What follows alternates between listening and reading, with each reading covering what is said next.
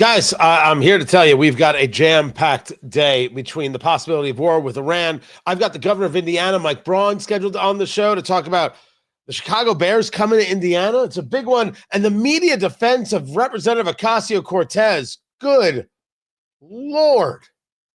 Ain't that something? Anyway, we got a lot of show to get to. Let's begin. Time for Iran to join us on a path that will complete what we're doing. And if they join us, that'll be great. If they don't join us, that'll be great too. But it'll be a very different path. They cannot continue to threaten the stability of the entire region, and they must make a deal. Or if that doesn't happen, I maybe can understand. If it doesn't happen, it doesn't happen. But bad things will happen if it doesn't.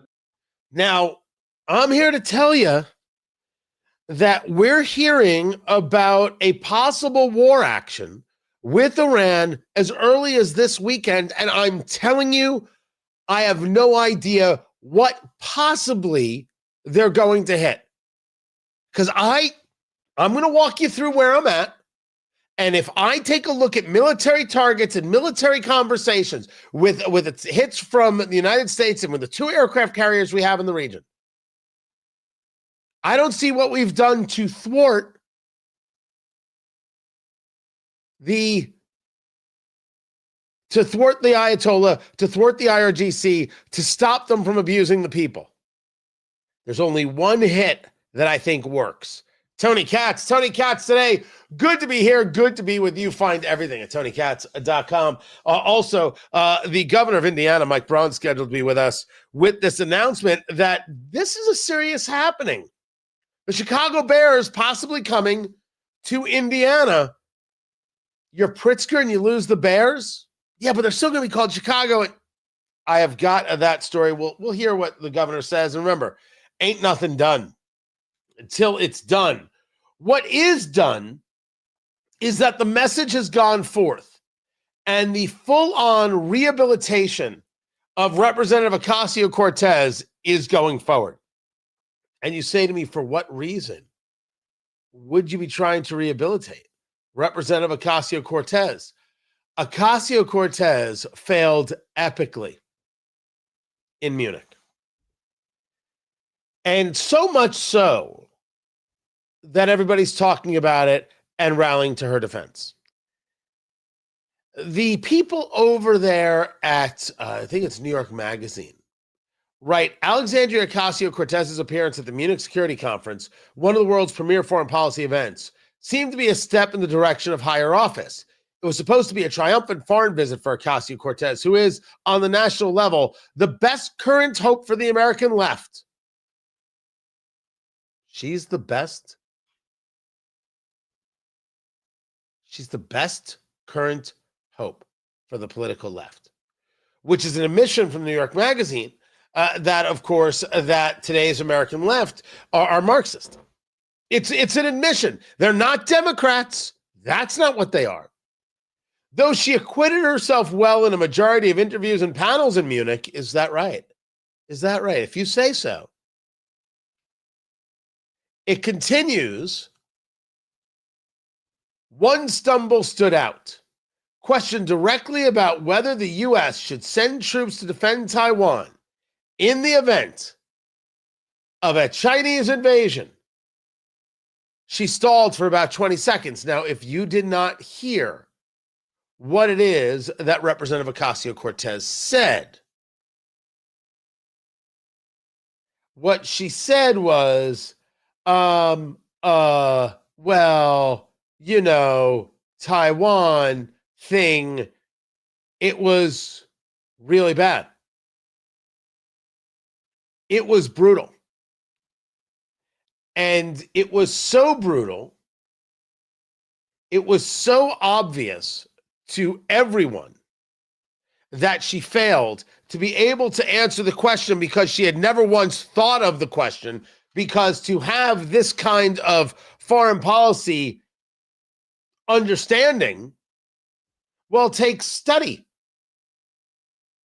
It would take actually being somebody who is aware of the world around them and their surroundings and doing more than just being somebody who is speaking in sloganeering and emojis to the political left. This was the question and the answer. Should the U.S. actually commit U.S. troops to defend Taiwan if China were to move? I think that this is such a, I think that this is of course a very longstanding policy of the United States. And I think what we are hoping for is that we want to make sure that we never get to that point. And we want to make sure that we are moving in all of our economic research and our global positions to avoid any such confrontation and for that question to even arise. Yes, but what happens if they invade? You want to avoid it, sure. What happens if they invade? She was not prepared for it. She was not prepared for real questions. Now, as I have said, this doesn't stop her from running for president. This doesn't stop the progressive from voting for her. Not in the slightest. You'd be out of your mind if you thought that was the case. She's going to run. She is going to be successful because her people don't require answers. They require Trump bad. They require simple, basic sloganeering. And while I have called her stupid, because she is, she's not dumb. She is still wildly popular. She is still absolutely social media popular. And she is going to be formidable when she runs. Which brings us to this, what do you call it? Circling of the wagons. There is a circling of the wagons. And you're seeing more and more people in media try and come to her aid. In this story over at New York Magazine, I thought this headline was a little interesting. This cover story. AOC's Munich stumble is a warning to the left. And so the author, Ross Barkan, B-A-R-K-A-N, who I do not know, is saying that if you're going to run for president, you got to be able to handle some of these things. You have to be able to get these foreign policy questions correct, because it's more than just about whether or not you are placating your base in the U.S. The world is watching. The world is watching, and if they don't believe they can trust or have faith in you protecting Taiwan from China, they are going to say so. Pressure will be applied. Some might say, well, what do we care about Taiwan? It's not our concern. If they get invaded, they get invaded. That's a really bad idea. Anytime you have a growing China, you've got yourself a serious issue. You want China to have control of the Taiwan Strait. You want them to have control of Taiwan Semiconductor. You want to then see what they decide to control next, what they do to shipping lanes in the area. You want China being the dictator of the navigable seas? You want that pressure on Japan and South Korea and Australia? One of the things that I think we've learned, or we should have learned, is that this idea that, we don't want to be the world's policeman, I think is a legitimate statement. We don't want all of this. But I think that some people have started to learn that maybe those neocons, they at least had a kernel of an idea. And the kernel of the idea is you can't just walk away from everything. Now, maybe we can walk away from some things. We're pulling troops out of Syria. Pulling the troops out of Syria. I think this is a very interesting move. I'm not saying that the Syrian government now is this great thing. You could argue it's better than Bashar al-Assad. But these are people who are former ISIS. But they have been very, very helpful in catching terrorists and thwarting terrorist activities, so much so that we have seen reductions in sanctions. Now we're pulling U.S. troops. As long as these people don't go after the Druze community, D-R-U-Z-E, hey, Syria will never be us. It'll never be a liberty-based society, right? It'll never be a republic, but sometimes you get the best that you can get. But maybe there's something to be said for having relationships. And maybe there's something to be said for, yes, it costs us some money here and it costs us some money there, but it's better than the violent alternative. I think Trump has come to this. I think that there are people on the right in MAGAville who have come to this understanding. And this understanding is that the world is still making moves. And we are getting tested 24/7. I argue that they have to get tested. Senator Tom Cotton said something super smart regarding Iran. They've never won a war. They're never fighting. But man, are they great negotiators? Because they seem to get what they want and they never actually engage a fight. They throw drones at Israel. Don't get me wrong. People got hurt and they can throw a lot of drones at Israel. And I don't think we should be engaged in thinking that Israel should only be involved in some defensive thing. Well, they've got Iron Dome. They blocked it. It was fine. Oh, hell no. No. That's crazy. I would never, ever just think that. These people who want a nation to be destroyed, they would say that.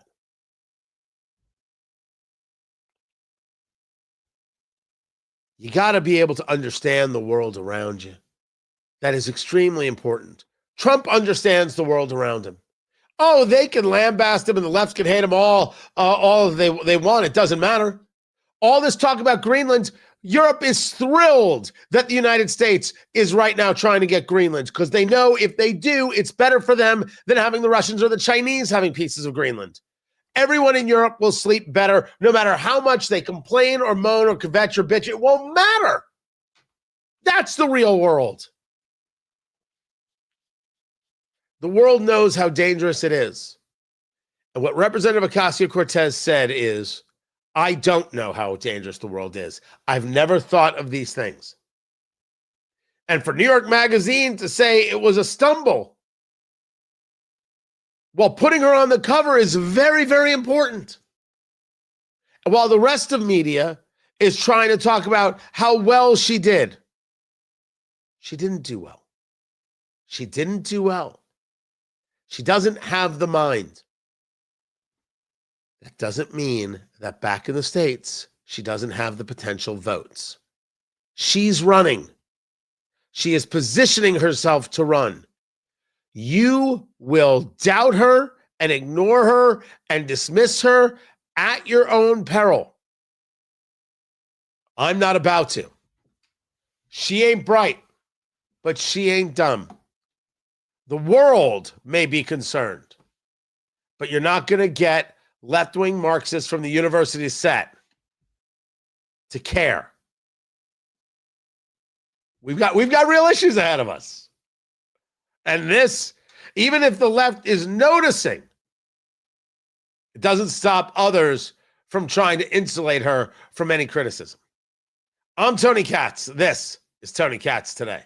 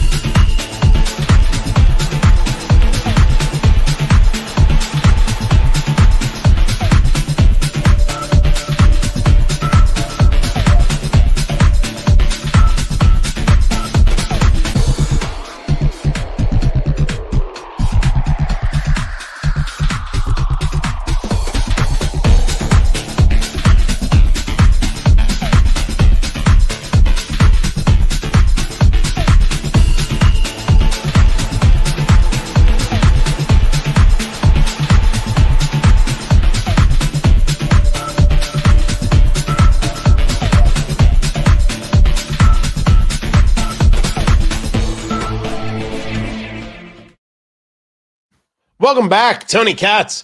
Tony Katz today. Good to be with you. You don't have to look at the world, just look at us. I don't know what that comment means, Joe. I do not know what that comment means. You look and sound like AI. I look and sound like AI. Okay.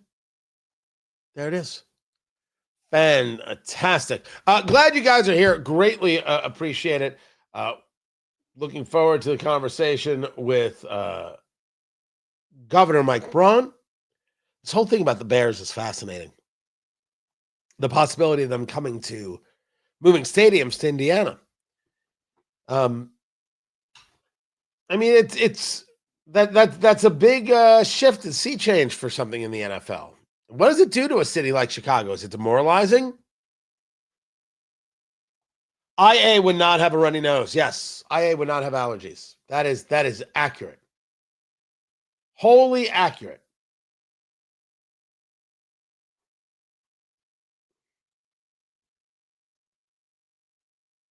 Let's see what else we've got. The Board of Peace. There's the Board of Peace that met today. We've got that story. And I will get to the Iran story in a little bit.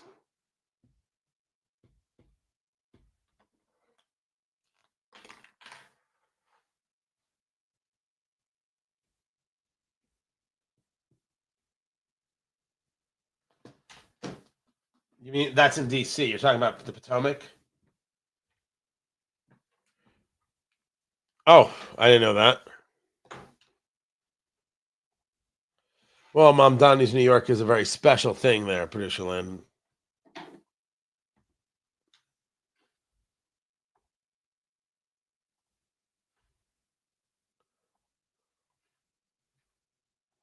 I thought this would be easy because I have a very good relationship with President Putin. I have a very good relationship with President Xi. I'm going to be going to China in April. That's going to be a wild one.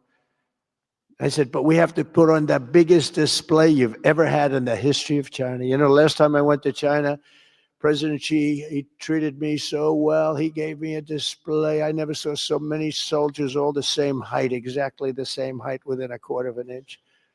You can do that when you have 1.4 billion people. You know, lots of shoulders. Everybody was within about 1/8 of an inch the same height. I said, if they put their helmets down, you could have played pool on the top of their heads. And it was pretty amazing. But I said, you got to top it. He said, I'll top it. We're going to top it. We're going to have a lot of the people, most of the fake news back there is going to be going. What is happening? This is part of his commentary as he meets with the Board of Peace. Tony Katz today. Oh, he is the gift that keeps on giving. The Board of Peace is this group that has come together to figure out, hey, what do we do about Gaza?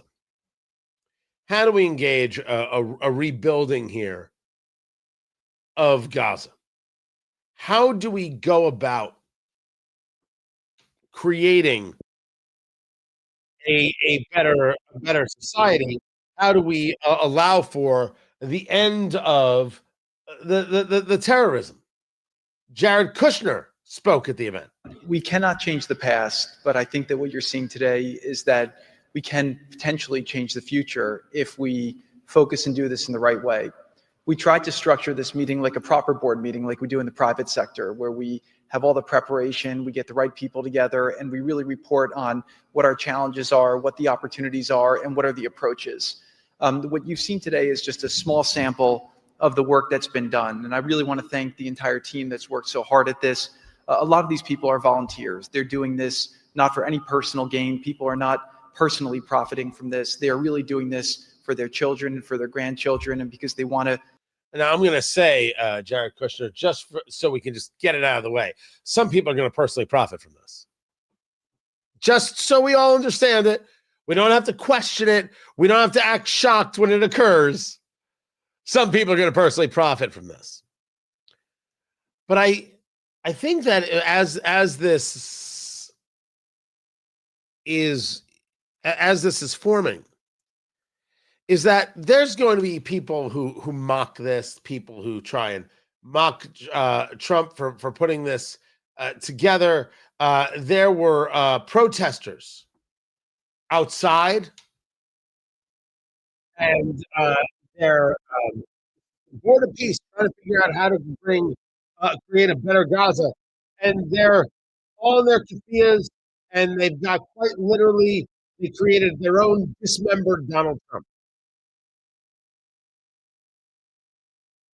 That's that is exactly who the left is. You know, I mean, this is it. I mean, it isn't. It's not a piece of art by any stretch of the imagination, but there it is. It's a effigy of President Trump and covered in blood, and you can see people standing around wearing keffiyehs. Aren't the people of Gaza better off not having Hamas and having investment and being able to grow without having to placate or hide or bow down to terrorists? Isn't that better for all of us? Because it's better for all of us. How could you think otherwise? It's not better for Americans. It's 10,000% better for Americans. It goes without saying that it's better for Americans. And you would have to be the biggest fool in the world to think that it wasn't better for Americans. You would have to be out of your mind dumb to think that somehow Americans wouldn't be better off if there were no terrorists and no terrorist threats coming from Iran through their proxy, Hamas, in Gaza. Certainly better for the Middle East. It's better for relations. It's better for trade. It's better for a whole host of things. It just is. It cannot be said enough. It just is. I've got a lot more to get to, including the governor of Indiana, Mike Braun, scheduled to be with us. Let's are we going to see the Chicago Bears come to Indiana? This is Tony Katz today. All right, let me see if I can do this. Okay, let me do this.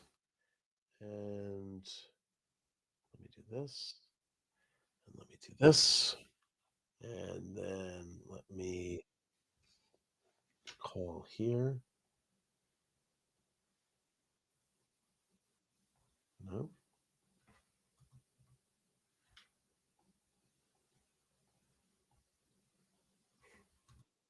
There we go.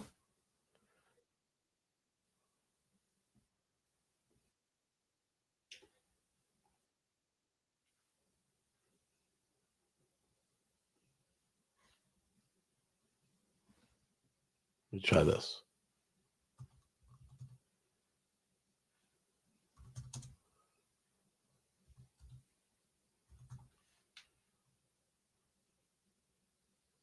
Let me see if you can. I don't know if you guys can.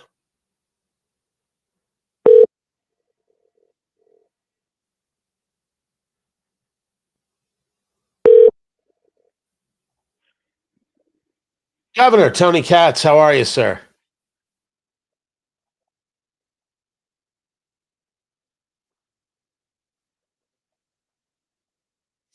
Oh, I didn't realize that you were on. I didn't even see you on. So that's my fault. That is my fault. Now, I'm connecting you to the live stream. I'm going to assume live stream you can't hear Governor Braun. I'm going to assume you did not hear him right there. I'm going to see what I can do about this. So you're at the governor's conference in DC?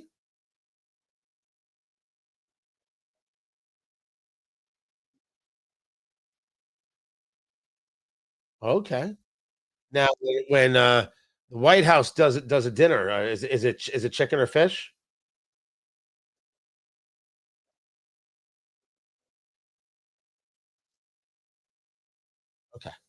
I need to know that you're doing all right.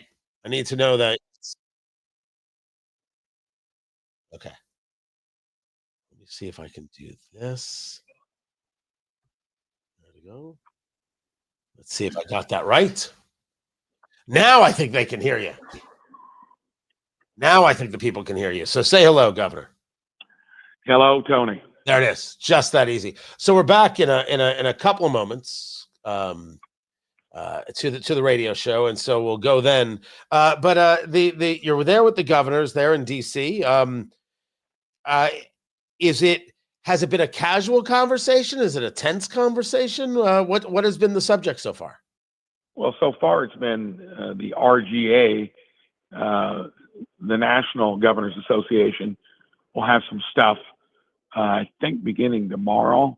And then, like I say, it ends with the dinner Saturday evening. So this is one of those events where they'll have their own get-together, the Democratic Governors Association, that's going on today and tomorrow. And then it weaves into where we all get together. And then if you recall last year, that was where in the one session, I think either Friday at lunch or maybe Saturday, is when Trump got into a conversation with the governor from Maine, if you remember that. Ah, that's right. Yeah, this is where that happens. Okay. And two Democrats have evidently either Trump disinvited Polis from Colorado and Wes Moore from Maryland, but you know how those things can change. So yeah. I think we should have most here question mark those two. All right. Well, we're coming back to the radio show right now, so stay right there and we'll get to work. Okay. So when the subject first came up of the Chicago Bears coming to Indiana, right? They couldn't create a deal to get them the stadium they wanted in Chicago, in Arlington Heights. So they're like, well, we'll take a look at Indiana. And Indiana said, I think rightfully so, well, that's interesting to us. Northwest Indiana, Chicagoland area, we've got space. And a town called Gary put in their plan, and a town called Hammond put in their plan. And then later on, a town called Portage put in their plan.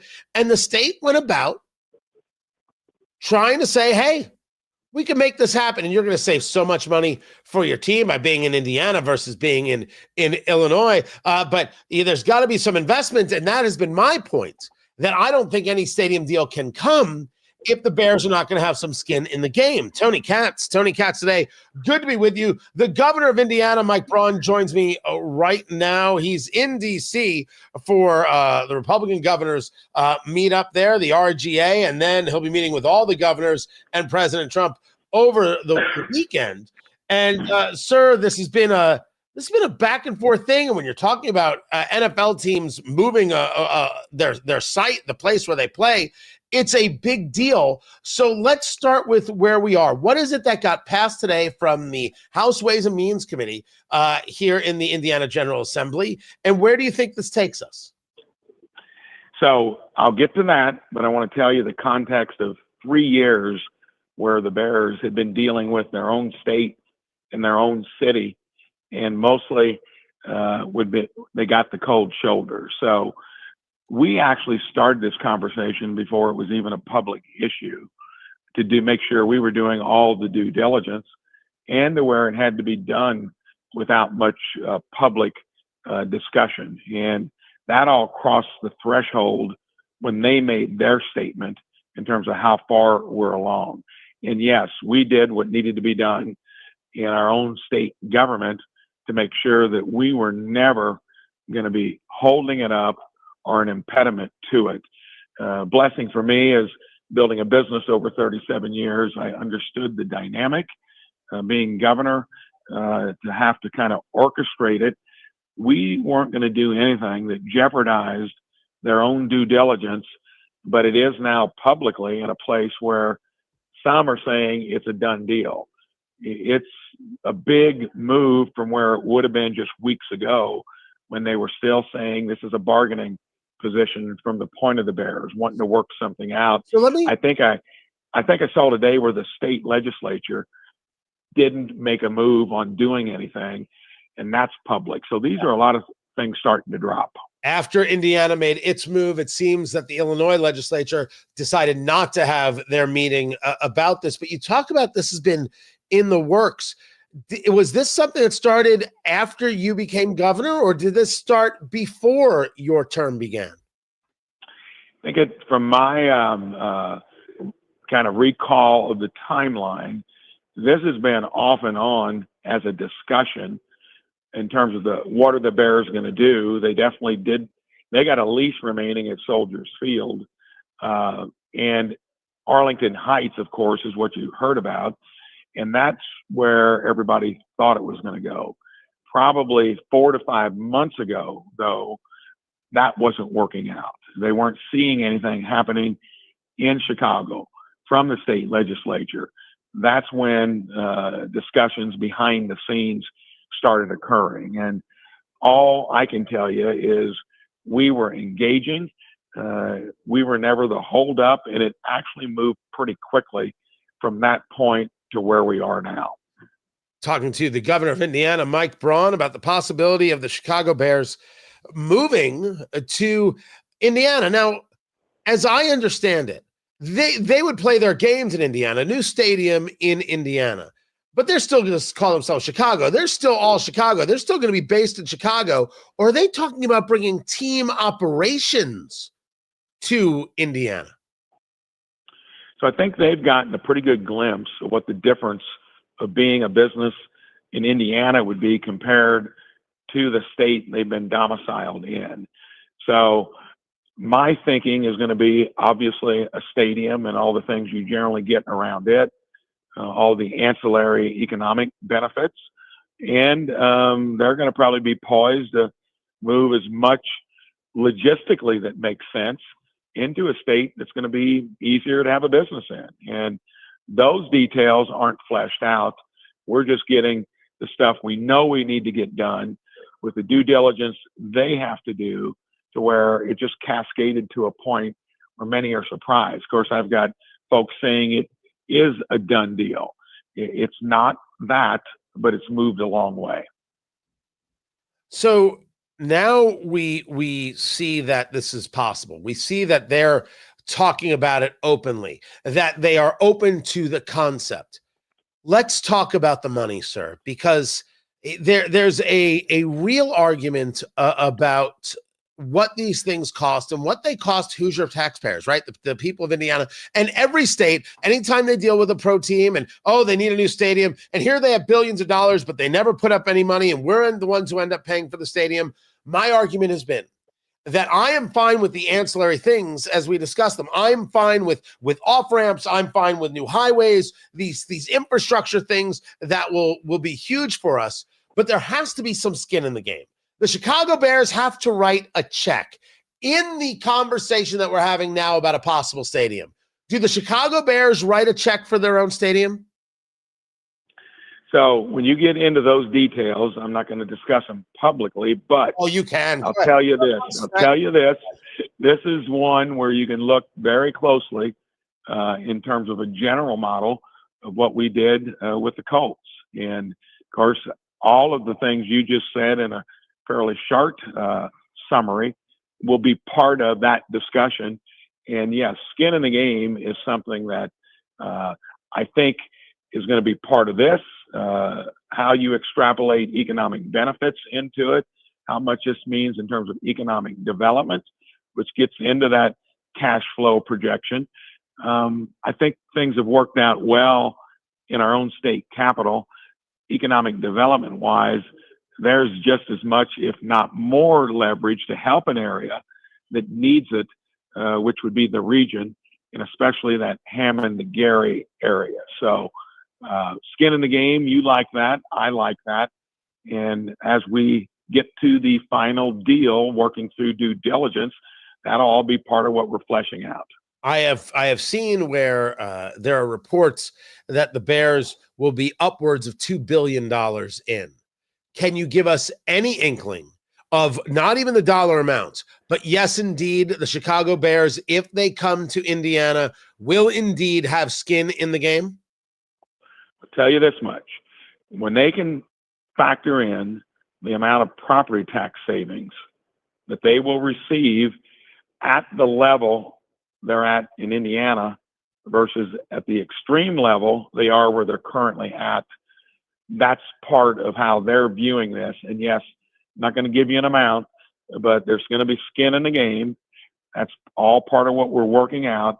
But one of the main factors would be the business climate. They're going to be here for a good while if and when they make the move, and that's factoring into it heavily.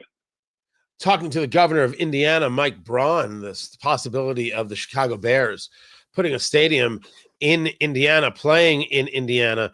I don't think, sir, knowing you the little bit that I do, that you take a look at Illinois and you say, poor baby. Being able to steal this from Illinois has got to feel pretty freaking awesome. Have you spoken with Governor J.B. Pritzker of Illinois about this? No, I have not. And I think the real issue is, why wasn't he in the mayor of Chicago speaking to the Bears? And just here at the RGA today, we were talking about the good news of being in Indiana, where our GDP growth is twice that of Illinois, 3 times that of Kentucky's, 5 times that of Michigan. That's all due to the context, the climate, the regulation, all of that. That's why people are voting with their feet in many cases, businesses, families, and even large entities like the Bears. So we highlighted that among many states where we're benefiting across the country. This is just another example of it. Is there anything in this deal that for you is a no? Is there anything that has to be done? Like, if this is not part of this deal, I'm not going to approve this. This isn't happening. Do you have, Governor Braun, a red line regarding the Bears and a stadium in Northwest Indiana? So all I can tell you is how it's evolved to where it is now. It's based upon some mutual things that we've agreed to. And if any of that would change along the lines of some of what we've talked about, that would put a pause on it. Nothing at this point, because we've been methodical. We've been working on this now, you can see, for many months. This is just the first cascade, the first threshold to where they were publicly out there with a statement that gave us the confidence, because we wanted that to be coming if we were going to do what we did in our own state legislature. So it would have to be something that is not currently been part of our discussions. That is why I'm careful not to get ahead of our skis. But it's been a conversation in good faith with an honest broker on both sides of the deal. What is the thing? What is the next hurdle? What is the thing that when people see it, they could say, my gosh, this is moving in a direction of happening, just so we can be on the lookout? Well, there would be always things with the real estate that you're looking at. Most of that has been done. A few minor things need to still get done. Just the things that you need to do on any major transaction to make sure you've crossed your T's and dotted your I's. That is kind of where we're at. And all I can tell you is we were real. We've been ahead of it in every way we needed to be. And we wanted to make sure that the culminating factor to get to this point was, if we do the legislation, they're firmly committed to moving forward along the lines of what I've described. And you feel that they are fairly committed to moving forward? I am, yes. Governor Mike Braun, I appreciate you taking the time to be with us, the governor of Indiana, sir. A pleasure. More is coming up. I'm Tony Katz. This is Tony Katz Today.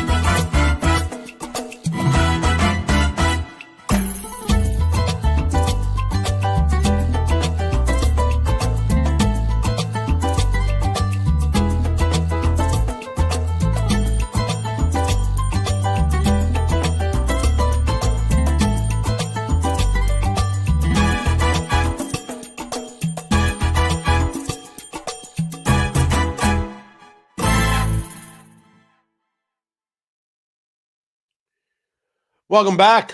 Tony Katz. Tony Katz today. Good to be here. Good to be with you. Appreciate everybody.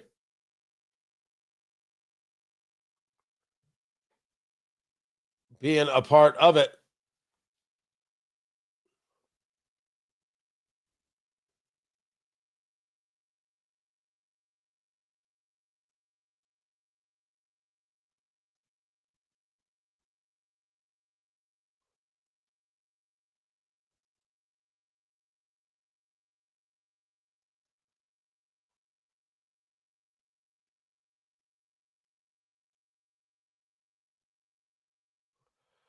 A lot of weird stuff going on. People are, I'm telling you right now, don't look at social media. You'll go crazy. These people are nuts. Okay, I've got that right there. Okay, good. All right.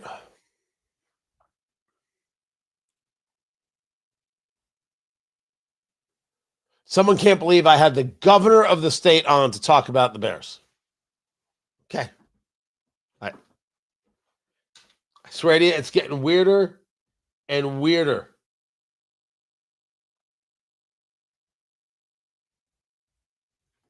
People are crazy. Crazy. Now, by the way, I saw your post, Jeff. So first we were having an issue with streaming to Twitter. I don't know why that is. And so now we're having an issue with things being seen on Twitter X, and I don't know why that is. And then let's say you wanted to boost the post, right? I don't know how you used to be able to do that. I never did it, but you used to be able to do it. Now I can't see it. So I haven't figured out everything with the streaming. It's very strange. And because you were having issues like with the chats and everything else.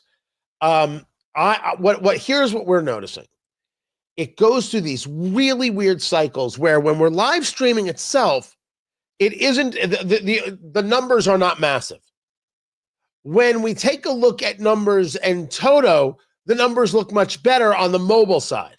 So I haven't figured out the pathway to getting the numbers to really grow on the standard live stream that we want everything to grow on. What we're doing and pushing on shorts and on the videos, everything, that's doing great. Subscribers are growing. Very, very thrilled. But it seems that over the past week, everything has gotten confusing. Like the past 10 days, something changed and we don't know what it is. So we're working on that right now. So I appreciate that you had some issues, Jeff. Thanks for telling me.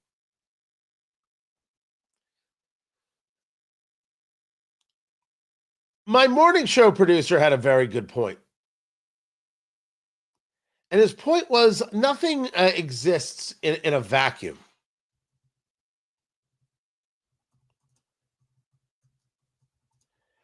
He took a look at a story out of California where gas prices are going up. And you know gas prices have been going down. President Trump is absolutely allowed to crow about that. Gas prices are down. Egg prices are down. You need beef prices to come down. That's what you need. That's why he created the deal with Argentina. I don't know if that 100% is going to work or not. Not the story. Tony Katz today. These prices need to come down. And then he has to do something about car insurance and health insurance. And at least be addressing these things. Note that they're happening. And they've done a much better job of how to engage with the American people on these subjects. They were failing at this in November and December when we were talking about it. They've learned these lessons. They're getting much better at it and at the right time. And still, it doesn't mean that the midterms are a shoo-in for them. It's going to be a difficult road. I'm saying there's absolutely a path, and all of the gnashing of the teeth and clutching of the pearls saying it's over for Republicans. This is February, and the election's in November, and a lot of time is between now and then. People need to breathe. They need to breathe. Also, I remember when they told me that Kamala Harris was ahead of Donald Trump in Iowa before the 2024 election. I remember when they told me that Hillary Clinton had it in the bag. So I don't listen to those people. I'm taking a look at data, and I'm taking a look at the world, and I can see the path. I'm going to be discussing it February 28th. Tickets.tonykatz.com. Trump 1 year and 1 month later. It's going to be such a good night with the bourbon and the food and everything else. I just want you there. I cannot wait. I think ticket sales end this week. It's going to be amazing. Tickets.tonykatz.com.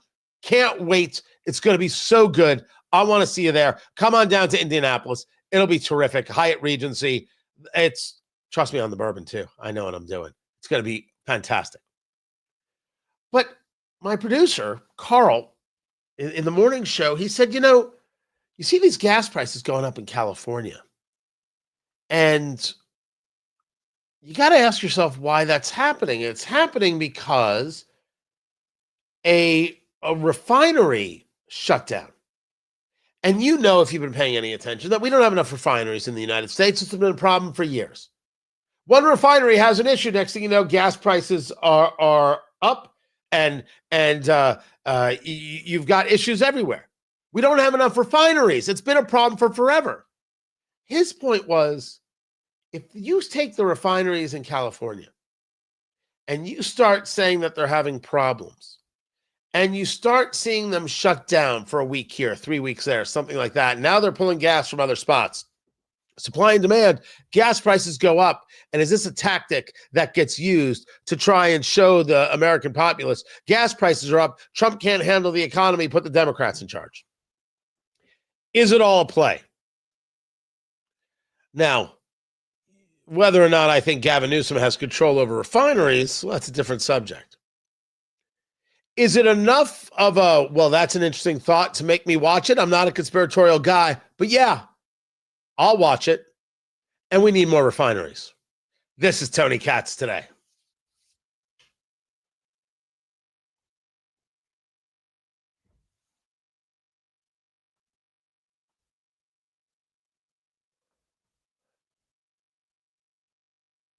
All right. It's not just you, Stephen. X has been weird. It's so odd. It used to be that we would say, okay, here's where we're streaming the show to. So I stream it to 2 different Facebook pages. I stream it to LinkedIn. I don't know why I stream it to LinkedIn. And then to YouTube, and then X. And about 2 weeks ago, Landon, 2 weeks ago, week and a half ago, it no longer just naturally connected to X. It stopped. I'm like, that's so weird. And we couldn't figure out what was going on. And we deleted it and then reintroduced it. And then we tried to do it, through our was it RMTP, RTMP, and, making sure we had the stream keys in there. That wasn't working. And then you started getting messages. Hey, you go to Twitter and you click on your profile and it'll show you that you're doing a live. And then you can copy and paste that in as a post. What? It used to be automatic. Now it's not automatic. So I have been doing that. And it certainly has it picked up, but it's been much slower. The audience has been much smaller, as if somehow it's being blocked. It's being shunted in that way. Well, I don't know what actually happened though. And I assume it's Twitter, it's X, and not StreamYard that I use. Because if I'll try another service. So that's what I think is happening, that it is a change that X made. Now, I don't know if other people are having this problem, because there are other people who stream and they get very, very large audiences. So they know something that I don't. There's a way to do this that I do not know how to do it, but I will learn it. We have learned we're so much better at this than we were 3 months ago. Oh my gosh, so much better. And I think we're going to be better 3 months from now. Right now, though, we're in the commercial break. We're in the commercial break for the radio show, so we will be in the commercial break here. Hang loose, smoke them if you got them, and we'll be back with more show. That is the plan. All right? Don't go anywhere. We'll be back in a bit.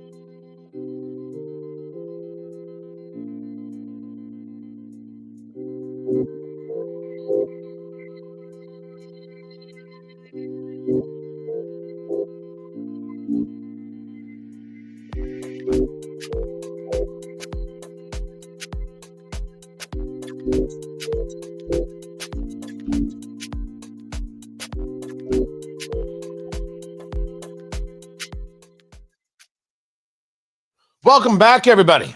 Tony Katz. Tony Katz Today is the name of the show. Don't forget to subscribe wherever it is you are, whether you're on Twitter, X, or whether you're on YouTube, Facebook, LinkedIn. Come be a part of what we're doing. Glad you're here. Appreciate it. We're going to get into the war with Iran thing.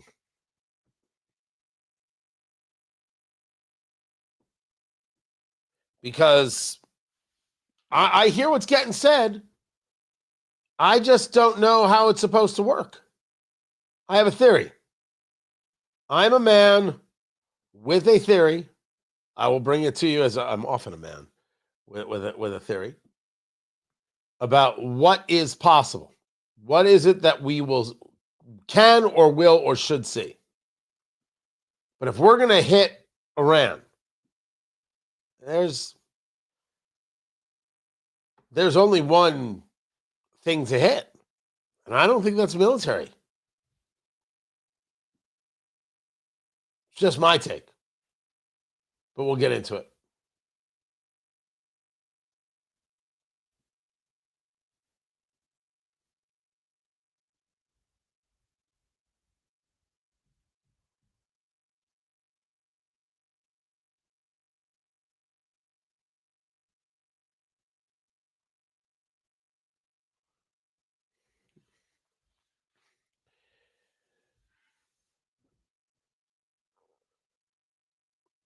More and more and more people discussing the idea that we might be going to war with Iran.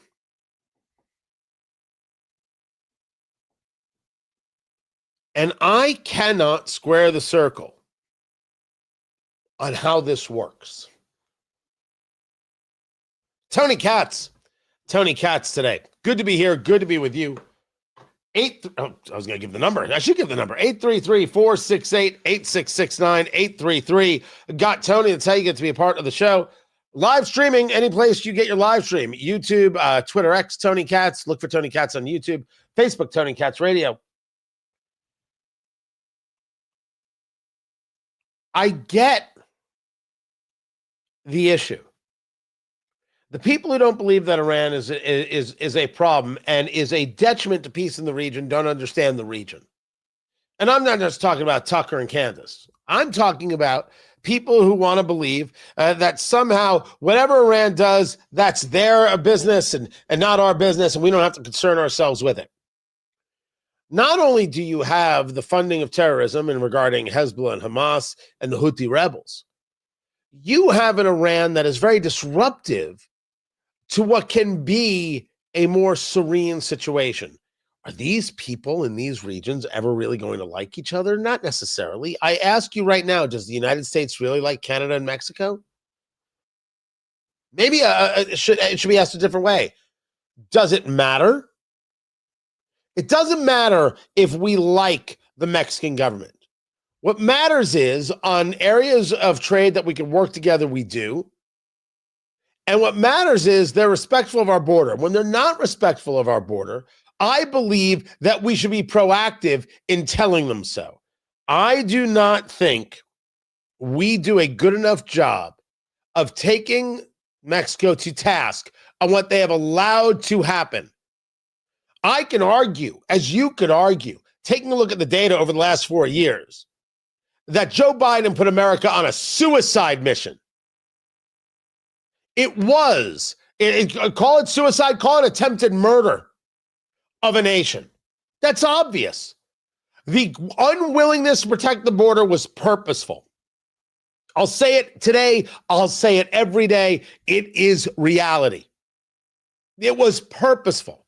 And I could talk about years of both parties not doing enough to secure the border. But in those last 4 years, it's absolute madness. Madness that took place. And I think that we should be taking a look at Mexico and holding them responsible for what it is they allowed to have happen. We should hold other nations responsible for what they have sent our way. And I don't think we should just say, hey, you shouldn't do this again. I think we should be unkind about it. When it comes to Iran, I do not think that the Jordanians and the Israelis and the Egyptians are ever going to have monthly tea parties. But maybe if they weren't trying to kill each other, maybe if they didn't hate each other, maybe if they engaged a little bit of trade, maybe if there was a little bit of, what's the word I'm looking for? Tourism. Great. Isn't that enough? I don't need kumbaya moments. I would just like to stop some killing, please, get some trade going, and make it a little easier to entertain. Sometimes the best you can do. Iran is a problem in getting any of that done. Never mind the fact that Iran has been oppressing its people for going on 5 decades with this Islamic hellscape nonsense that none of them want. They're not Islamists. They're Persians. Should think of them as Europeans. So they, over the years, have engaged in levels of protest. And when the Green Revolution came about, when Barack Obama was in office, on air, I stated that what Barack Obama needs to do, he doesn't have to send any troops. You need to put on a green tie. You need to get in front of a microphone and say, I only hope that the people, the Iranian people, can find their way to a better tomorrow. When they do, we will be there as their friend with our arm outstretched to shake their hand and engage in trade. It's what I said. I said it on the, I didn't have this show at the time. I had a different show at the time. On that show. Same thing is true. But Obama didn't do that. And the same thing is true now. You have to do the work. Yes, you're going to have to put yourself at risk to do it. And we will be right here to be your friend, and we are your friend. We want to see you be free. So I believe that a fair amount of this falls on the people of Iran. We should recognize that they can't do it alone. We should also recognize that our world is better and safer without the regime. The funding of the terrorism affects us. It does. To say otherwise is nutty. And Trump has told these protesters, these people, that help is on its way. This brings us to the story that the U.S. is sending significant numbers of jet fighters and sport aircraft to the Middle East. This was from the Wall Street Journal. This came out last night. The story says that the U.S. is ready to take action against Iran. The president has not decided whether or not to order strikes. And this is where things get a little cattywampus. We know that we've got the Abraham Lincoln aircraft carrier in the area. Then we hear, going back to a story on February 13th, that the USS Gerald Ford, the largest carrier, is going to go into the area. That's a lot of firepower. It's a tremendous amount of firepower. If I take a look at the fleet tracker right now, the USS Gerald Ford is making its way right now into the Mediterranean. The USS Abraham Lincoln is in the Gulf of Oman. As we speak, that's where these are. So let's now say that the plan is for the U.S. to engage a strike. At this moment, I don't know what to say next because I don't know where this strike is going. You want to talk about a potential strike on Iran. What does that look like? What does a potential strike mean? They're not sure if the plan is to hit military targets, if the plan is to topple the regime. What is the effort? What is the goal here? I have spent a fair amount of time on this, not as much as experts might spend on it. I cannot do any math that says, what would be a good move would be to take out military targets. I'm never opposed to taking out military targets in Iran, limiting their capacity to shoot missiles and other things, whether it be at the United States or via our aircraft carriers or military or anybody else. It would be better for the region if we did. I'm sure they would appreciate it, especially as you have this Board of Peace conversation and you talk about rebuilding Gaza. Iran doesn't want to give up Hamas and give up their foothold in the area. So it's better to further limit them, separate them from Hamas, and make sure Hamas dies and scatters. It's better for everybody. But I don't know how this helps the people on the ground.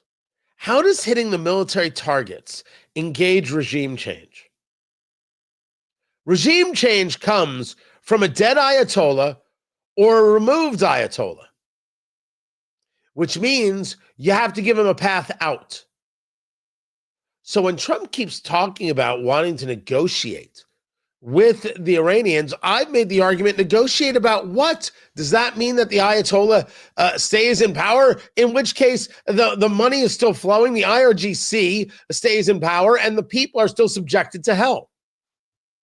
Or does negotiating mean, hey, we'll give you a safe harbor to, well, I don't know where it would be right now. It could have been Venezuela, but it won't be Venezuela. To Russia, China, wherever it is, you'll get safe harbor. And then the IRGC will get, we'll cut off the money and that'll be it. I don't know if that's what it means. I am not sure. Does it mean not bombing military targets, but bombing targets in Tehran in hopes of killing the Ayatollah? Because I'm willing to bet you any amount of money, if it's just you and me on a bar stool having a bourbon, I will bet you any amount of money that if a call is made to the Israelis and the question is, hey, where's the Ayatollah? They know exactly where the Ayatollah is. And they already have a plan. Does anybody question whether or not the Israelis could get to the Ayatollah right now if they thought getting to the Ayatollah was the best thing for them to do? Is there any question? Was it the Ayatollah who put together a group and picked a general, and you have to root out the Israeli spies that are existing within our military, and the guy he picked was an Israeli spy? You can't make these things up. The ability to have gotten into Iran and put explosives into homes, so when you needed to take these people out, you could, where they slept. The pager attack. People could say that it was terrible and disgusting and an act of war. Oh, screw them. They're never so happy as when Israel takes the hits, but somehow doesn't hit back. Israel has to choose its own course. I'm talking about the United States here. I don't want to take any terrorist hits whatsoever. I want to cut off the head of the terrorist funding. I want it to be over. And I do want the people of Iran to be able to be Persia again and have a free life. The only way I can see that making any sense or happening is if you take out the oil. I believe that the move is to eliminate the ability for Iran to profit from oil. That ends everything. Do you still hit their military targets? You prevent them from shooting off missiles? Absolutely. But if you can prevent them from funding the terrorists and funding the IRGC, then you have the collapse. Now, collapse has its own issues. Collapse is going to create its own problems.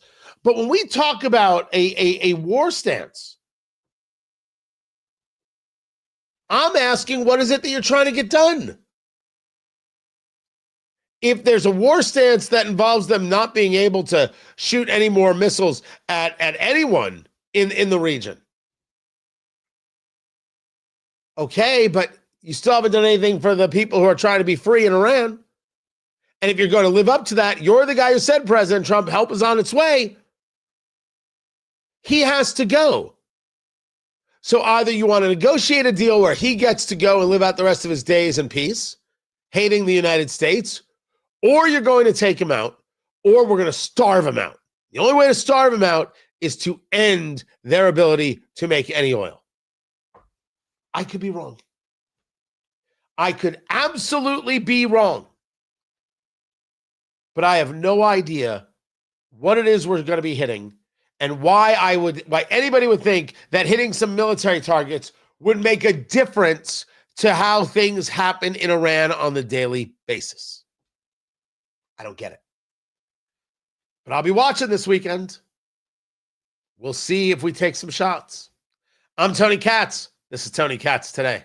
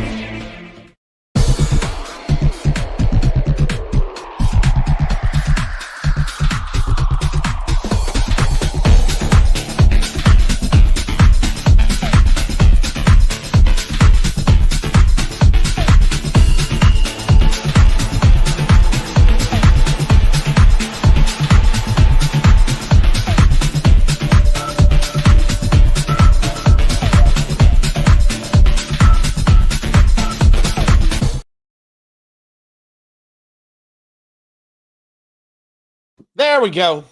Tony Katz, guys. Good to be with you. Good to be with you. Man, a lot of people angry about the possibility of the Bears moving.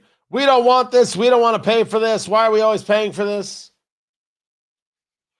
There's a difference between investment and stupidity.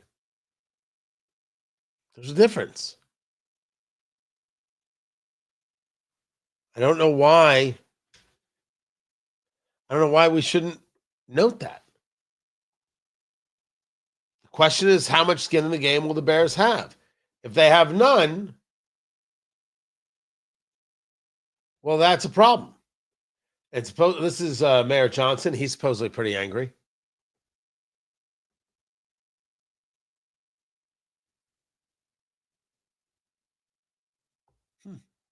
I'll play that.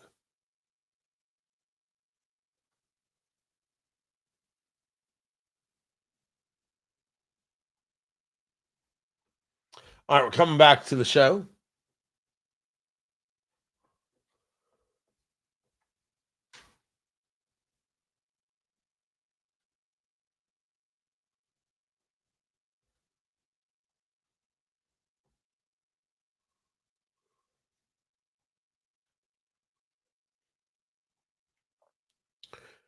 So I am told that the mayor of Chicago, Brandon Johnson,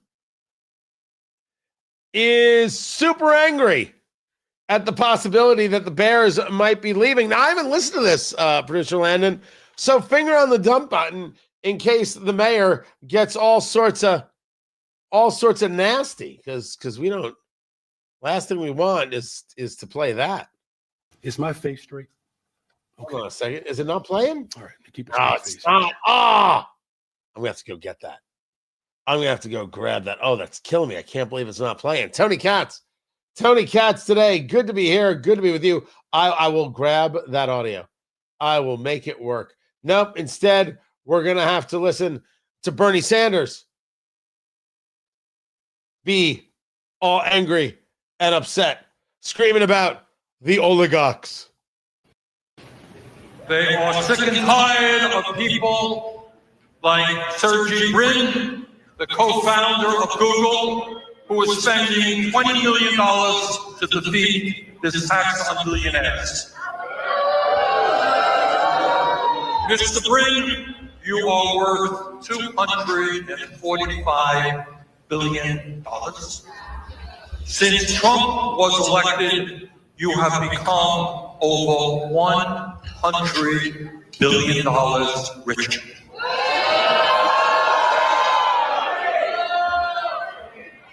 Listen to the needs of working people. Stop threatening the people of California. Start paying your fair share of taxes. Bernie Sanders is a scumbag.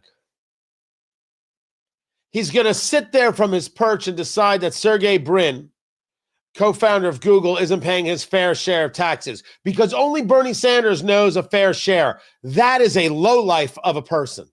Those people booing, you think your life is better off without Google?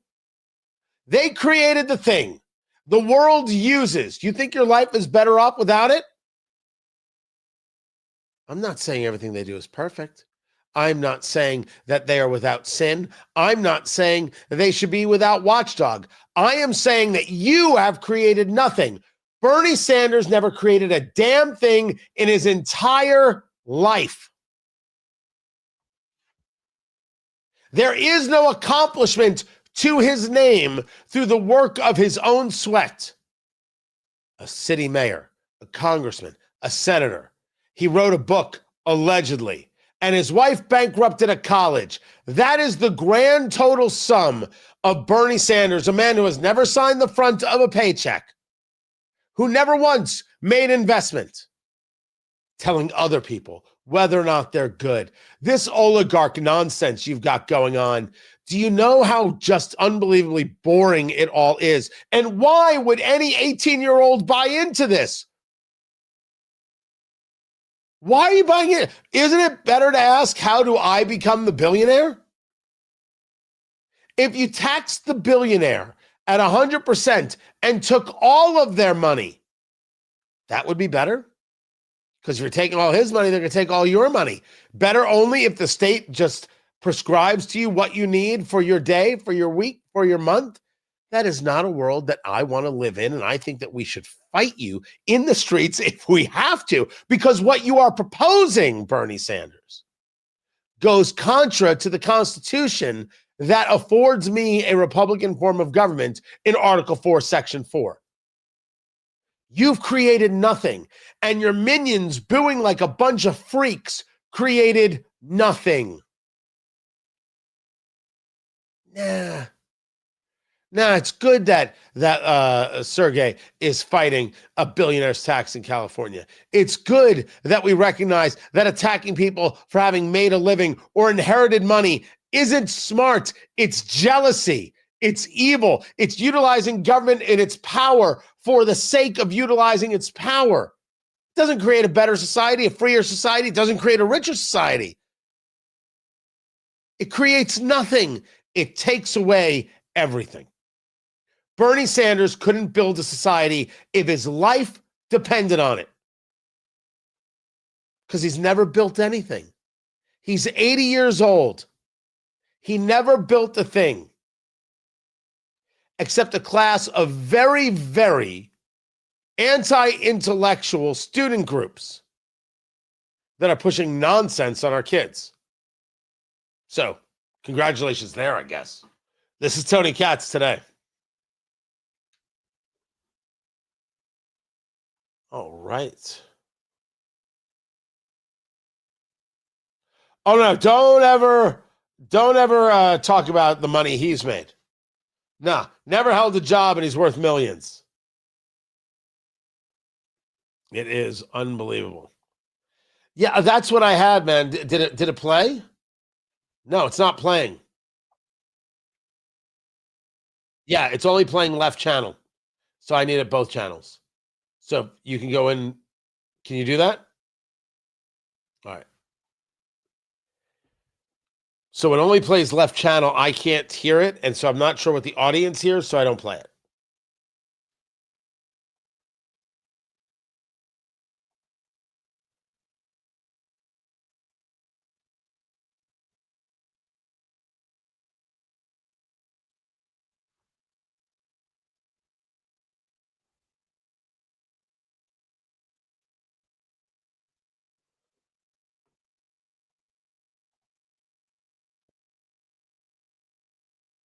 Pritzker now out with a statement. Oh, this is getting fun. This is getting fun. I don't know if Indiana's going to get the Bears or not, but I'm enjoying this. And I got to tell you, the people who don't want to go for it, I don't get what they're about. It's part of a larger conversation of zero growth. Let's say you don't want the Bears. Okay, what do you want? Nothing. Nothing doesn't get you anywhere. Doesn't get you anywhere.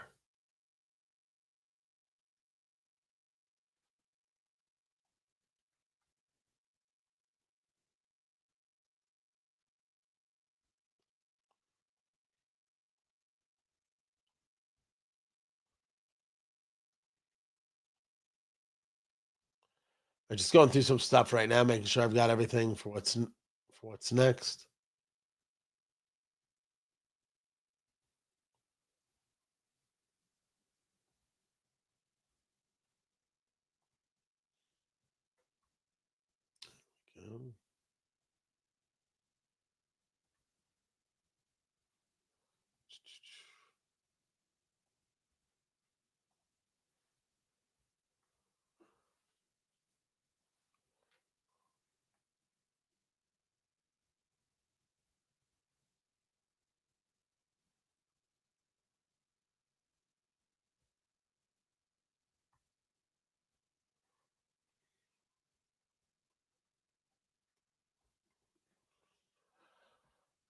Okay.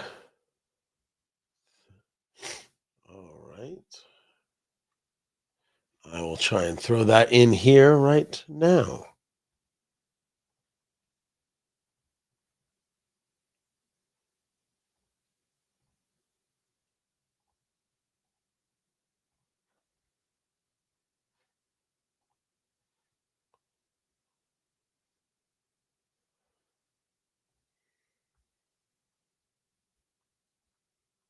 $30 seconds.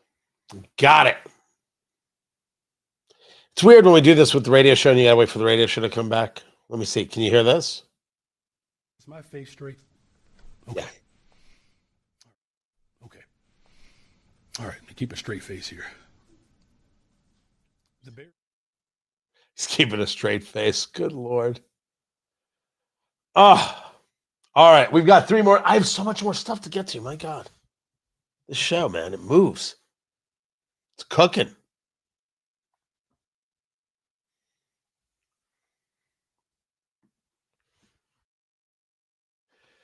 Three more things to get to, stories that should be a front page news, but aren't necessarily. Tony Katz today. Good to be with you. This was front page news. The former Prince Andrew arrested. That is front page news. We're talking about Andrew Mountbatten-Windsor, who was Prince Andrew while the Queen was still alive. The relationship with Jeffrey Epstein, and now the idea that he is arrested due to misconduct. Just breaking news in the last couple of moments, extraordinary news. Not just that the police have arrived at the Sandringham estate where Prince Andrew, as was now Andrew Mountbatten-Windsor, is currently living since being thrown out of the Windsor estate. The police have arrested Andrew Mountbatten-Windsor. It's an extraordinary revelation and development on this story involving the Epstein Files and all the allegations that have been swirling around about Andrew over the many years, from Virginia Giuffre, now sadly deceased, and since then, and certainly what's been contained in the Epstein Files as released in the last few weeks. But now, this was about misconduct, and it could clearly be in regard to Epstein. It could be in regard to something else. It would be kind of hard to believe that it is about something else. But someone found a very interesting piece. This is President Trump, February 27th, 2015. I haven't even heard this yet. This was on Bloomberg. He's even holding a Bloomberg microphone. Listen. You raised the question of Jeffrey Epstein in your remarks about in the Q&A. Well, I think he's got a problem. I mean, what do you think the problem will be? I don't know, but that island was really a cesspool. There's no question about it. Just ask Prince Andrew. He'll tell you about it. Oh, my God. Just ask Prince Andrew. He'll tell you about it. Okay. Okie dokie. Now, you understand that the left wants to use the Epstein Files as a way of winning the midterms. Now, this was over there on that nonsense show, Stephen Colbert, which is an arm of the Democratic Party. And on this nonsense show, he has on Senator John Ossoff, who's in a re-election battle. And this is how Colbert goes about things with the senator from Georgia, about how he coined a phrase. You used this phrase, the Epstein class. First of all, what did you mean by using that term? And why do you think that just automatically made visceral sense to so many people? Why do you think that's catching on? I think there's a couple things going on. The first is that this whole Epstein saga has exposed the lie at the very core of Donald Trump's political project. And it's been a lie. It's been a lie. They haven't even heard him explain it. All they hear is Trump, like, yeah, Trump bad. And then like circus seals, they're clapping away. What is John Ossoff, Senator Ossoff's argument?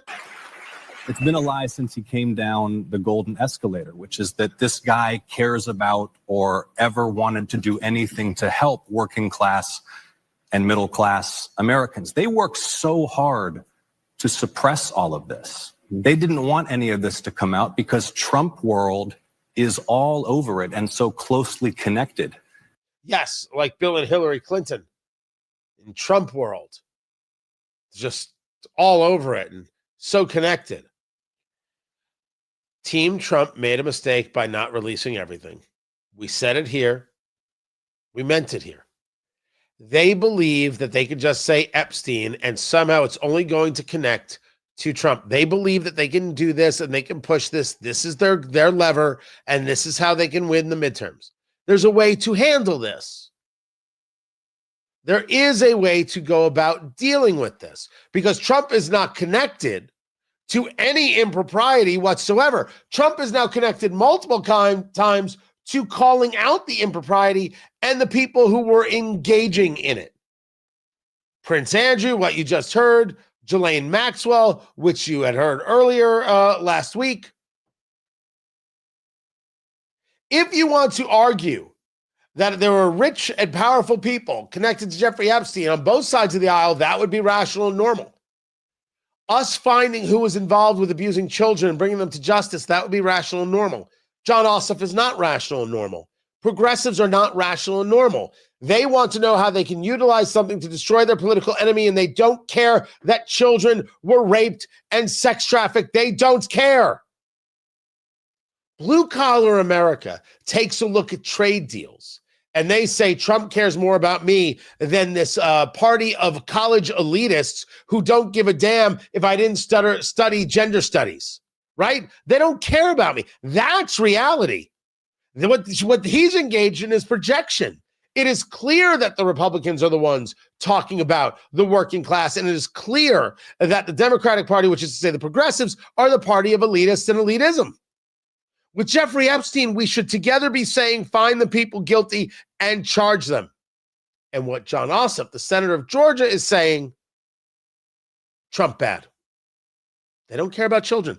John Ossoff doesn't give a damn if children get raped. Quote me. He doesn't care. What's he going to do? Come on the show and explain yourself. People in the Epstein Files include Whoopi Goldberg. Doesn't mean she did anything wrong, but she's there. When Epstein got out of jail and he was back in New York, who was at the dinner with him? George Stephanopoulos and Chelsea Handler. Senator, you have a choice. Be a decent human being or be this lying, reprehensible lowlife. You chose plan B. Weird. You don't care about kids. You don't care if children are sex trafficked. You don't care that young girls get raped. Senator John Ossoff doesn't care because he just said on Stephen Colbert's show that he doesn't care. Better to say it's all about Trump being bad. Now, do we have to hear the rest of it? Is it possible he said something else? This is, in fact, a government of, by, and for the ultra-rich and the ultra-elite. And it's not just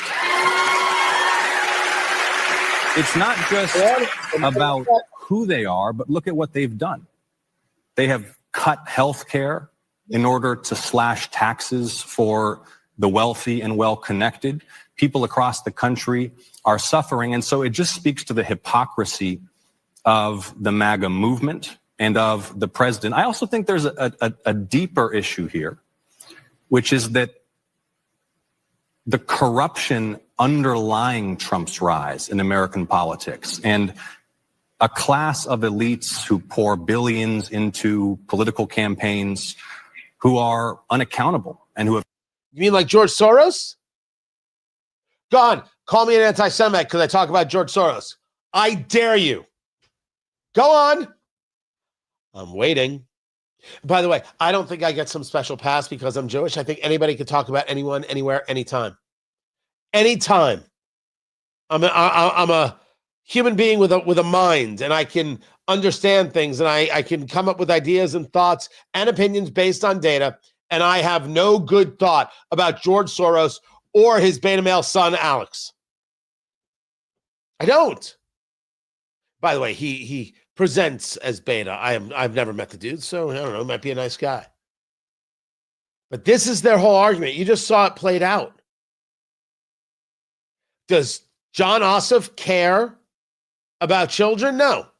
John Ossoff cares about defeating Trump more than he cares about children not being raped and those who rape children being arrested. I said it. I meant it. That's my takeaway from what he said. I will discuss it anywhere, anytime, in front of a Senate panel. I have no issues. Then there's this. There was another student walkout that took place, right? They're protesting ICE. They're not protesting ICE. They're taking the day off school. They don't care. They'll say anything. They're 14-year-olds. The real story here is the adults who want to use them as political pawns. And here they are, you know, they're just running across traffic. I don't know if there's cursing or anything, but they're holding signs and they're running through traffic.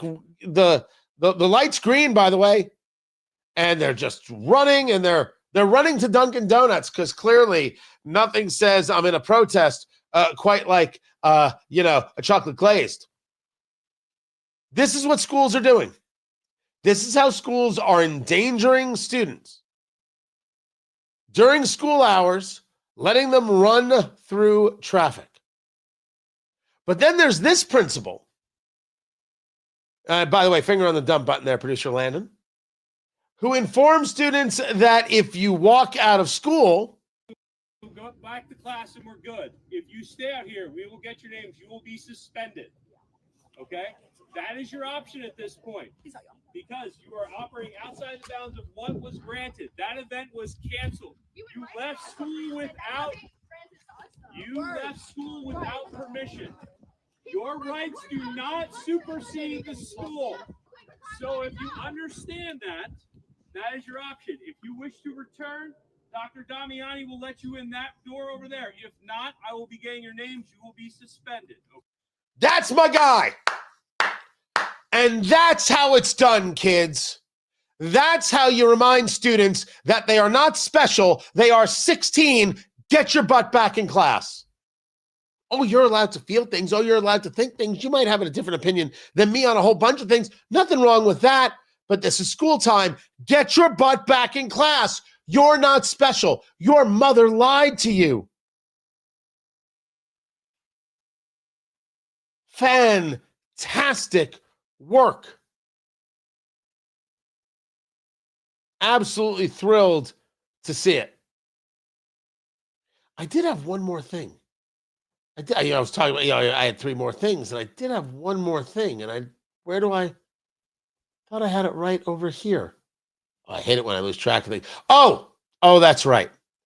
Do you remember yesterday, the White House press briefing where Ed O'Keefe said to Caroline Leavitt that President Trump said that media accuses him of racism? Do you remember this just yesterday? Jesse Jackson, the president said, despite the fact that I'm falsely and consistently called a racist by the scoundrels and lunatics on the radical left, Democrats all, it was always my pleasure to help Jesse along the way. Where or when does the president believe he's been falsely called racist? You're kidding, right? I will pull you plethora of examples. I'm going to get my team in that room to start going through the internet of radical Democrats throughout the years, Ed, who have accused this president falsely of being a racist. And I'm sure there's many people in this room and on network television across the country who have accused him of the same. In fact, Absolutely true. The idea that you could ask that question is beyond nutty. And people went to work. The Atlantic, why doesn't Trump pay a political price for his racism? Then you have this right here from Representative Ocasio-Cortez a few years back. Very old and a racist and a neo-Nazi. These people are ridiculous. Ridiculous. And liars, one and all. Keep it here. This is Tony Katz today. Yeah, I mean, this is so amazing. Donald Trump is also very old and a racist and a neo-Nazi. Donald Trump. But Ed O'Keefe, he doesn't know. That is just precious. Just precious.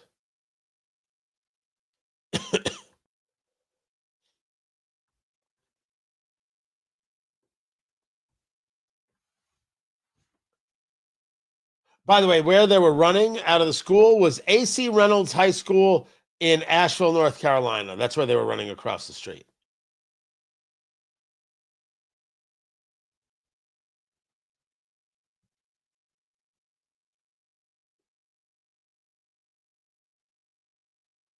Dude, everybody is all over this Chicago Bears story. Oh my gosh. Everyone.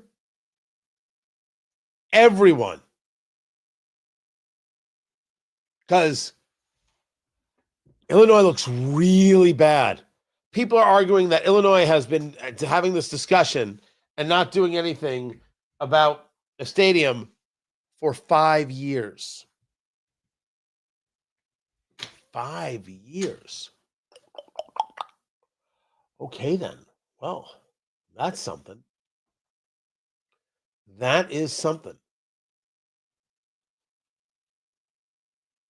And then I've got Brandon Johnson to bring you. The mayor. Oh, yeah, it's good. It's very good.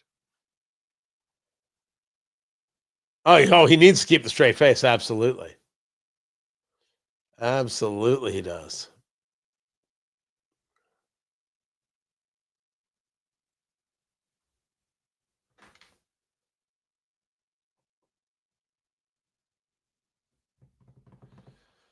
All right. I gotta get that done.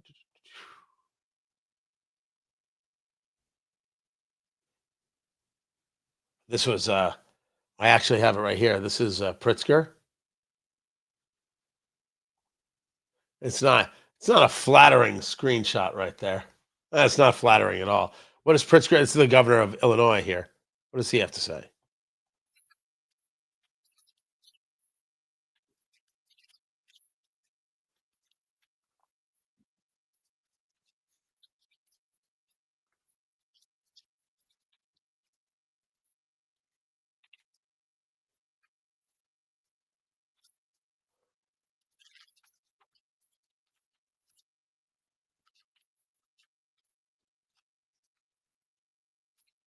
That's not what happened.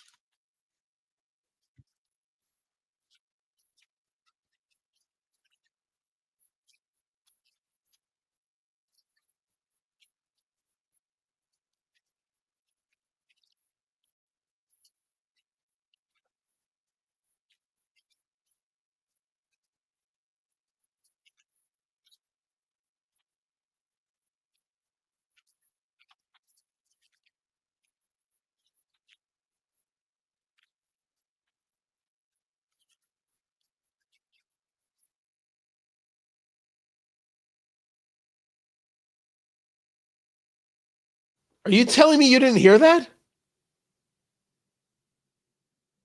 Wait, hold on. Did you not get the audio in the chat from that? That's weird. That's very weird. That is super weird. Telling you, everything's weird. But I will that's very funny, Ann. We can't hear him, but we know he's lying. That's very funny. All right, I'll bring you I've got this from Mayor Johnson. Oh, about the Bears. By the way, would you stay in Chicago? I think they should change the name.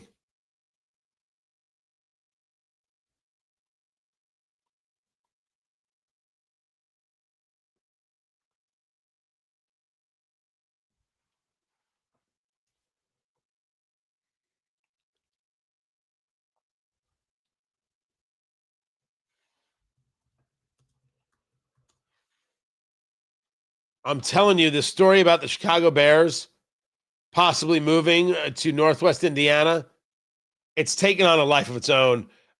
Chicago is Illinois is losing their mind. You now have J.B. Pritzker, the governor, speaking out. We had a bill, and they wanted to make some tweaks to it. We're very shocked by their statement, because their statement is, hey, Indiana, let's really talk. Let's see if we can put this together. We had the governor of Indiana on the show. I'm Tony Katz today. And then the mayor of Chicago has decided to speak out, and how absolutely precious is he? Is my face straight? Okay. All right, keep a straight face here. The Bears belong in the city of Chicago. The Chicago Bears belong in the city of Chicago, right? And I've said repeatedly that the door is always open for conversations, Kevin Warren did call me yesterday. We didn't get a chance to connect. And I still firmly believe that their best position is in Chicago, and it's evidence. The evidence is clearly speaking for itself. What is the evidence that they're better off in Chicago? What's the evidence? Honestly. By the way, what was that whole "is my face straight"? What does that mean? Is my face straight? Okay. All right, keep a straight face here. What was he getting at with that? Did he want to show everybody how serious he is? Doesn't seem like you guys are very, very serious. And not only do I now favor them moving to Northwest Indiana, I favor changing the name. Don't call yourselves the Chicago Bears. Call yourselves the Chicagoland Bears. Change it all. Now, the possibility of them coming to Indiana, that's a town called Hammond.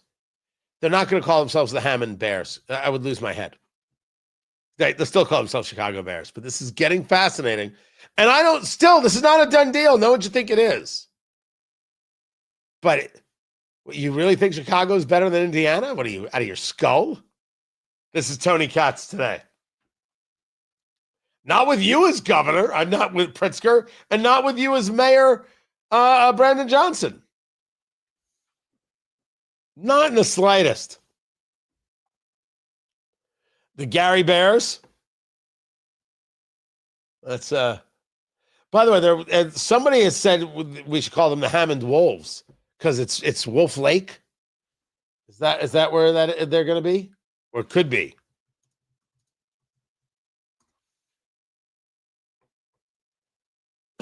Good question. Let's see. No. South Bend's on the other end of the state. Right? You're talking about Northwest Indiana versus Northeast Indiana. South Bend's near Elkhart. And then you have Middlebury and then Shipshewana, and then you have basically Ohio. Producer Landon's asking. So Wolf Lake is really right there. Right there on the border. There it is. It's very close. It is super, super close. So, and according to the map that I'm looking at right now here, this is the map right here. So the key is that first things first. The big body of water, which has the road going through it, that's Wolf Lake. And then you see that orange thing, like in the middle, not the one to the left that says Wolf Lake, which is kind of red, but orange. That's a White Castle. As far as I'm concerned, they're done. They're finished. And if you look up top, you see the purple little thing up top. That's the horseshoe. That's gambling. Right there. Oh. I like it. Is it above or below the equator? I will get with Representative Ocasio-Cortez and get back with you. You people are funny. I like it. I like it a lot. Guys, I appreciate you being here. I appreciate you being part of the show. We are back tomorrow. Don't forget to subscribe. Don't forget to subscribe wherever it is you're watching. On YouTube, go to Tony Katz, and on Facebook, Tony Katz Radio, Twitter X, Tony Katz, and on Instagram, I'm Tony Katz as well. And then I think you can still get tickets. Trump, 1 year later, I have got the math on how to win these midterms, and we're going to do so. If we follow the rules, if we do it the way we're supposed to, tickets.tonykatz.com. Tickets.tonykatz.com. I can't wait to see you there. It's going to be so awesome. It's going to be so terrific. I cannot wait. So join me. Bourbon, food, great time. Let's go to work. Appreciate you guys being here. I am back with the live stream tomorrow. So be sure to tune in. Then more radio is coming down over there at WIBC.com. Check it out for yourself. And I will catch you guys tomorrow. Take care.